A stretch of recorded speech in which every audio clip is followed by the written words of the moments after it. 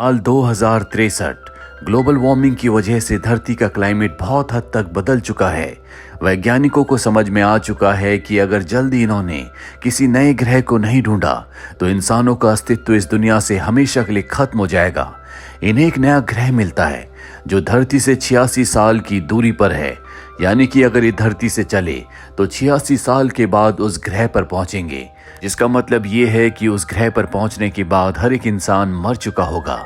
इसीलिए 30 बच्चों को आईवीएफ की मदद से पैदा करते हैं, उन्हें दुनिया से अलग रखते हैं, साथ ही उन्हें साइंस की, स्पेसशिप की और ब्रह्मांड की बहुत सारी नॉलेज दी जाती है। दरअसल आईवीएफ के थ्रू इन बच्चों को बहुत ज़्यादा इंटेलिजेंट बनाया गया है। इन्हें नॉलेज इसलिए दी जाती है क्योंकि इन्हें अपनी पूरी जिंदगी स्पेसशिप में ही रहना है। वैज्ञानिकों का प्लान होता है कि जो इन 30 बच्चों के बच्चे होंगे और उनके जो बच्चे होंगे, जब वो बहुत यंग एज में होंगे तब इनका स्पेसशिप उस प्लेनेट पर पहुंच जाएगा। इन बच्चों का जो ट्रेनर होता है उसका नाम रिचर्ड है। रिचर्ड बच्चों के साथ बहुत ज़्यादा इमोशनली कनेक्ट हो जाता है और वो तय करता है कि स्पेसशिप में, यानी कि इस मिशन में, वो इन बच्चों के साथ जाएगा। हालांकि उसे ऐसा करने से मना किया जाता है, लेकिन वो अपनी कैप्टन को मना लेता है और अब रिचर्ड इन बच्चों के साथ इनका गाइड, इनका लीडर बन के इनके मिशन में चला जाता है। मिशन के हिसाब से जब ये बच्चे 24 साल के हो जाएंगे तो आईवीएफ से स्पेसशिप के अंदर ही 30 और बच्चों को जन्म दिया जाएगा और जब वो 30-24 साल के हो जाएंगे तो 30 और बच्चों को आईवीएफ से एक और बार जन्म दिया जाएगा, जिसके बाद जब वो बच्चे बहुत यंग होंगे तो ये उस प्लेनेट पर पहुंच जाएंगे। सब कुछ प्लान के हिसाब से चल रहा होता है और आज इन्हें अपने स्पेसशिप में पूरे 10 साल हो चुके हैं। 10 सालों के बाद ये बच्चे बहुत यंग हो चुके हैं। ये स्पेसशिप में हर एक काम को बहुत सिस्टम के साथ, बहुत प्लानिंग के साथ करते हैं, जैसा कि इन्हें सिखाया गया था। ये सब बच्चे बहुत इंटेलिजेंट है। कोई डॉक्टर है, कोई बॉटनिस्ट है, कोई स्पेसशिप का बहुत अच्छा इंजीनियर है। इन सब बच्चों में एक बात कॉमन होती है, इनके अंदर कोई भी डिजायर्स नहीं है। ये एक दूसरे के प्रति अट्रैक्ट नहीं होते, ये बस काम करते हैं। ऐसा लगता है कि ये सब के सब मशीन्स हैं।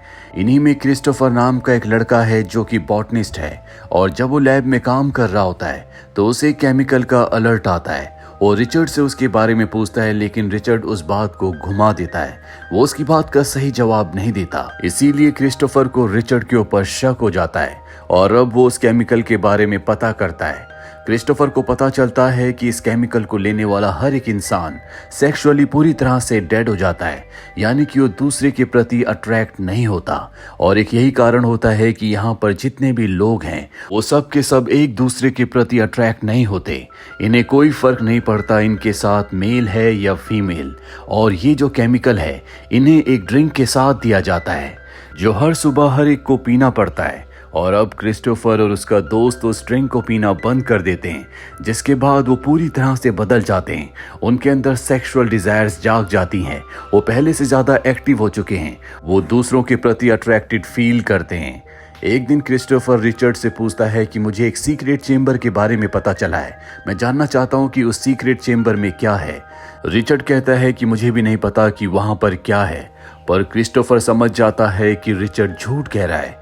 क्रिस्टोफर के जाने के बाद रिचर्ड अर्थ पर एक मैसेज भेजता है और बताता है कि बच्चे अब बहुत ज़्यादा स्मार्ट हो चुके हैं, हमें उन्हें सब कुछ बता देना चाहिए कि उनकी 3rd जनरेशन उस प्लेनेट पर पहुंचेगी।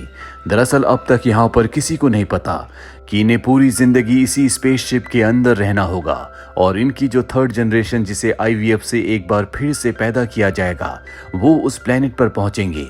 अब यहाँ पर धीरे धीरे क्रिस्टोफर और उसके दोस्त के अंदर एक लड़की जो कि डॉक्टर होती है उसके प्रति आकर्षण होना शुरू हो जाता है और एक दिन क्रिस्टोफर का दोस्त उसका हाथ पकड़ लेता है, जो देखकर रिचर्ड उसे डांटता है। लेकिन क्रिस्टोफर का दोस्त यहाँ पर बहुत ही अजीब बिहेव करता है, जो देखकर सब के सब हैरान होते हैं, क्योंकि आज से पहले किसी ने इस तरह से बिहेव नहीं किया था।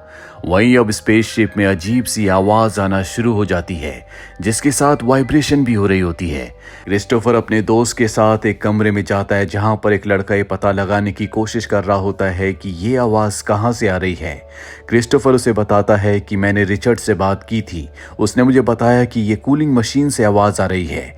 लेकिन उसका दोस्त कहता है कि मुझे रिचर्ड पर बिल्कुल विश्वास नहीं है।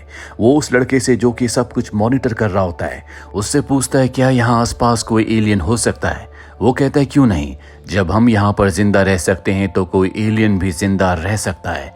और अब क्रिस्टोफर के दोस्त के दिमाग में एलियन का शक बैठ जाता है। वही हमें रिचर्ड को दिखाया जाता है जिसके साथ वो डॉक्टर होती है। वो डॉक्टर को कुछ समझा रहा होता है और समझाते समझाते वो उसके कंधे पर हाथ रख देता है, जो देखकर क्रिस्टोफर के दोस्त को बहुत गुस्सा आता है, क्योंकि जब उसने उस डॉक्टर का हाथ पकड़ा था तो रिचर्ड ने उसे डांटा था और अब खुद उसने उसे टच किया है, इसीलिए उसे रिचर्ड से नफरत हो जाती है। अब अगले दिन स्पेसशिप में कुछ खराबी हो जाती है जिस वजह से अर्थ के साथ इनका कम्युनिकेशन पूरी तरह से बंद हो जाता है। दरअसल जब भी ये अर्थ पर कोई मैसेज भेजते हैं तो उस मैसेज को अर्थ तक पहुंचने में और अर्थ के मैसेज को इन तक पहुंचने में पूरे 2 महीने का वक्त लगता है। इन्हें किसी भी कीमत पर अपने कम्युनिकेशन सिस्टम को ठीक करना होगा, जिसके लिए इन्हें स्पेसशिप से बाहर जाना है। रिचर्ड अपने साथ जाने के लिए क्रिस्टोफर के दोस्त को चुनता है, जो उससे बहुत नफरत करता है। और जब वो स्पेसशिप से बाहर जाने के लिए अपना सूट पहनने के लिए आता है तो वहां पर वो डॉक्टर भी होती है, जिसके प्रति वो आकर्षित है। वो उसे गलत तरह से छूने की कोशिश करता है, पर यहाँ पर रिचर्ड आ जाता है, जो ऐसा करने पर उसे धक्का देता है, उसे डांटता है, इसीलिए वो वहां से चला जाता है। रिचर्ड तय करता है कि वो अपने साथ अब क्रिस्टोफर को ले जाएगा। क्रिस्टोफर और रिचर्ड शिप के बाहर जाते हैं, उसे रिपेयर करते हैं। वहीं हमें क्रिस्टोफर के दोस्त को दिखाया जाता है जो कंट्रोल रूम में होता है, जहां पर एक लड़का पहले से है। बाहर रिचर्ड जब अपने शिप को रिपेयर करने की कोशिश कर रहा होता है, तभी वहां पर काले रंग का एक साया आता है, जिसके बाद रिचर्ड बहुत बुरी तरह से जख्मी हो जाता है। क्रिस्टोफर किसी तरह से उसे शिप के अंदर लाता है और जब उसके सूट को निकाला जाता है तो उसका शरीर बुरी तरह से जल गया होता है। ये रिचर्ड को नहीं बचा पाते, जिससे कि सब के सब बहुत दुखी हो जाते हैं, क्योंकि रिचर्ड इनका लीडर था। और अब रिचर्ड के बाद सब तय करते हैं कि क्रिस्टोफर इनका लीडर होगा, सबको उसी की बात माननी होगी।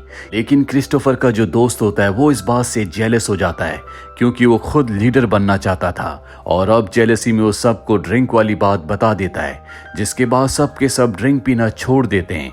ड्रिंक छोड़ने के बाद उन सब के अंदर सेक्सुअल डिजायर्स पैदा हो जाती हैं और यहाँ पर हम उनके बदलते हुए व्यवहार को देखते हैं, जिससे हमें पता चलता है कि सेक्सुअल डिजायर एक ऐसी डिजायर है जिससे इंसान जंगली बन जाता है। हालांकि अब भी इनमें से बहुत सारे लोग ऐसे होते हैं जो पहले की तरह पूरी तरह से सभ्य हैं, वो अपने काम को अच्छी तरह से करते हैं, जबकि कुछ लोग ऐसे होते हैं जो हमेशा सेक्सुअली एक दूसरे से इंटरकोर्स करते रहते हैं।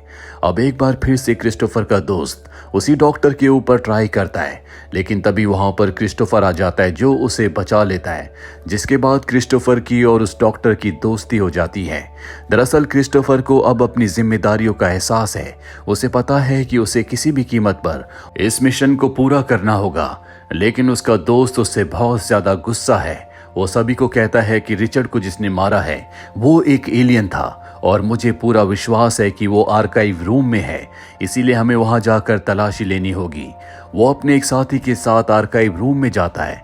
ये वही साथी होता है जिसके साथ वो उस वक्त कंट्रोल रूम में था जब रिचर्ड और क्रिस्टोफर दोनों के दोनों शिप के बाहर उसे रिपेयर करने के लिए गए थे, जब रिचर्ड के ऊपर उस काले साए ने हमला किया था। अब ये आर्काइव रूम में अंदर जाते हैं, जहां पर शिप की हर एक रिकॉर्डिंग को रखा जाता है। सब के सब बाहर होते हैं, लेकिन कुछ ही देर के बाद ये दोनों के दोनों अंदर से भागते हुए बाहर आते हैं और कहते हैं कि वो एलियन अब भी अंदर है। उसे मारने के चलते आर्काइव रूम के कुछ हिस्से में आग लग गई है। क्रिस्टोफर को जब ये बात पता चलती है तो उसे अपने दोस्त के ऊपर शक हो जाता है और वो तय करता है कि वो आर्काइव रूम के अंदर जाएगा। वो आर्काइव रूम के अंदर जाता है जहां पर उसे कुछ नहीं मिलता। वहां से वो उस वक्त की रिकॉर्डिंग लेकर आता है जिस वक्त में वो रिचर्ड के साथ स्पेसशिप के बाहर था। ये उस रिकॉर्डिंग में अपने दोस्त को ढूंढता है। उसे पता चलता है कि उस वक्त में वो कंट्रोल रूम में था। उसके साथ जो उसका साथी है वो उससे पूछता है क्या सच में बाहर कोई एलियन है, जिसके जवाब में क्रिस्टोफर का दोस्त कहता है कि बाहर कोई एलियन नहीं है, ये सिर्फ मशीन की आवाज है। यानी कि वो अब तक सबको झूठ कह रहा था। इसके बाद ये देखते हैं कि जानबूझकर क्रिस्टोफर के दोस्त ने बाहर जो शॉक वेव की इंटेंसिटी थी उसे इतना ज्यादा बढ़ा दिया था, जिस वजह से रिचर्ड को एक झटका लगा और उसकी पूरी बॉडी जल गई। यानी कि जानबूझकर उसने रिचर्ड को मारा था, क्योंकि वो रिचर्ड से नफरत करता था। साथ ही वो जानबूझकर झूठ बोलकर आर्काइव रूम में गया था ताकि वो सारी की सारी रिकॉर्डिंग्स को मिटा सके, जिसमें वो कामयाब नहीं हो पाया। और अब क्रिस्टोफर ये बात सबको बता देता है उसका दोस्त भी वहां पर होता है। वो कहता है कि हाँ, मैंने जानबूझकर रिचर्ड को मारा क्योंकि उसके ऊपर एलियन हावी हो गया था। ये बहुत ही खतरनाक एलियन है जो किसी भी इंसान का रूप धारण कर सकता है। दरअसल अब भी वो सबके दिमाग से खेल रहा होता है और अब उसका एक लड़के के साथ झगड़ा हो जाता है, जिसके बाद वो कहता है कि वो एलियन इसके अंदर है। उसकी बात सब मान जाते हैं और उस लड़के को मार देते हैं। दरअसल ये वो लोग होते हैं जो क्रिस्टोफर के दोस्त के साथ हैं। क्रिस्टोफर, डॉक्टर और उनके जो साथी होते हैं सब देखकर हैरान होते हैं कि ये सब के सब जंगली हो चुके हैं, एक दूसरे को मार रहे हैं। इसीलिए डॉक्टर कहती है कि हमें उस सीक्रेट चेंबर के अंदर जाना होगा, मुझे पता है कि उसके अंदर हथियार है। दरअसल ये वही चेंबर होता है जिसके बारे में क्रिस्टोफर ने रिचर्ड से पूछा था और उसने कहा था कि मुझे नहीं पता कि वहां पर क्या है। अभी सब के सब उस चेंबर के बाहर आते हैं, लेकिन इन्हें पासवर्ड नहीं पता होता, इसीलिए दरवाजा नहीं खुल पाता। क्रिस्टोफर के दोस्त को पता चल जाता है कि ये उस सीक्रेट चेंबर के अंदर जाना चाहते हैं।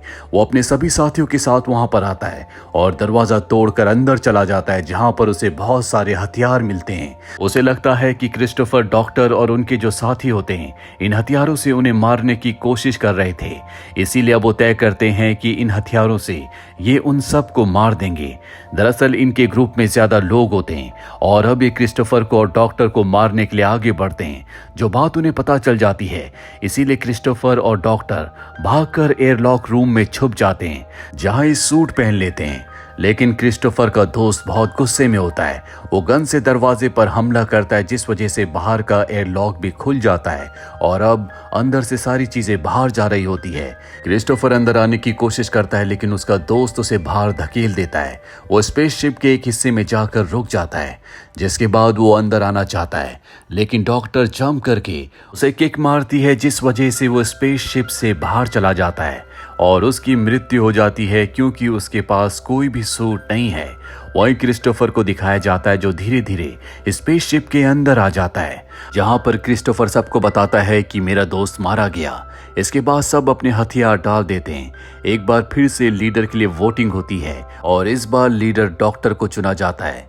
ये तय करते हैं कि ये उस ड्रिंक को नहीं पिएंगे, लेकिन सब के सब पहले की तरह अपने सभी कामों को पूरा करेंगे ताकि शिप में कोई प्रॉब्लम ना हो। साथ ही एक बार फिर से अर्थ के साथ इनका कांटेक्ट हो जाता है। ये समय समय पर उन्हें सारी इन्फॉर्मेशन देते रहते हैं और अब क्योंकि ये उस ड्रिंक को नहीं पीते, इसीलिए ये एक दूसरे के साथ इंटीमेट होते हैं। इनके बच्चे होते हैं जिन्हें ये अच्छी एजुकेशन देते हैं, उन्हें सभ्य बनाते हैं। हालांकि ये इनके प्लान का हिस्सा नहीं था, इन्हें आईवीएफ के थ्रू बच्चे पैदा करने थे, लेकिन अब ये बच्चे इनके खुद के हैं। इसीलिए सबके बीच में एक बहुत ही डीप इमोशनल बॉन्ड होता है। कई दशक बीत जाते हैं और ये उस ऑर्बिट तक पहुंच जाते हैं जहां के लिए आज से 84 साल पहले ये निकले थे। ये सब के सब अपने स्पेसशिप की विंडो से उस प्लेनेट को देखते हैं जो हूबहू अर्थ की तरह होता है। इन सब के दिल में एक उम्मीद है। वो फर्स्ट जनरेशन जिसमें क्रिस्टोफर, डॉक्टर और उनके साथी थे, वो सब अब बूढ़े हो चुके हैं, लेकिन उनकी जो थर्ड जनरेशन है वो इस प्लेनेट पर पहुंचकर अपनी आबादी को बढ़ाएंगे और इंसानों के अस्तित्व को हमेशा के लिए जिंदा रखेंगे। इसी के साथ ये फिल्म, ये कहानी यहीं पर खत्म हो जाती है। उम्मीद करते हैं कि ये कहानी आपको पसंद आई होगी।